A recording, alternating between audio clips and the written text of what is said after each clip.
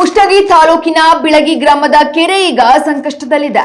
ಹನುಮಸಾಗರ ಹೋಬಳಿಯ ಕೆರೆ ತುಂಬಿಸುವ ಯೋಜನೆಯಿಂದಾಗಿ ಈ ಕೆರೆ ತುಂಬಿ ಜನರಿಗೆ ದನ ಕರುಗಳಿಗೆ ಕುಡಿಯುವ ನೀರು ಮತ್ತು ಮೀನುಗಾರಿಕೆಗೆ ಆಸರೆಯಾಗ್ತಿತ್ತು.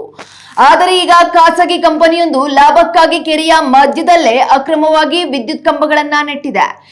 ನೀರಿರೋ ಜಾಗದಲ್ಲಿ ಕರೆಂಟ್ ಕಂಬಗಳಿರೋದು ಪ್ರಾಣಿ ಪಕ್ಷಿಗಳಿಗೆ ಮತ್ತು ಮೀನುಗಾರಿಕೆಗೆ ಎಷ್ಟು ಅಪಾಯಕಾರಿ ಎಂಬ ಕನಿಷ್ಠ ಜ್ಞಾನವು ಅಧಿಕಾರಿಗಳಿಗಿಲ್ಲದಂತಾಗಿದೆ.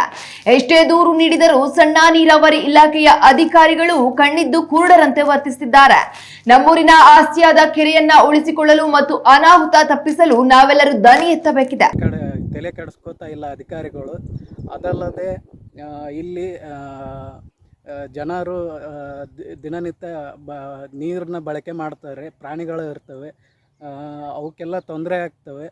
ಆ ನಿಟ್ಟಿನಲ್ಲಿ ಇಲ್ಲಿ ಆಗಿರ್ತಕ್ಕಂಥ ಅವೈಜ್ಞಾನಿಕವಾಗಿ ಬಂದಿರತಕ್ಕಂಥ ಕಂಬಗಳನ್ನು ಸಂಬಂಧಪಟ್ಟ ಇಲಾಖೆಯವರು ವೈಜ್ಞಾನಿಕವಾಗಿ ಪರ್ಯಾಯ ವ್ಯವಸ್ಥೆ ಮಾಡಿ ಜನರ ಹಿತದೃಷ್ಟಿಯಿಂದ ಸರಿಪಡಿಸಬೇಕಾಗಿ ಅಂತ ಇಲ್ಲಿಯ ಜನರ ಅಭಿಪ್ರಾಯ ಆಗಿದೆ.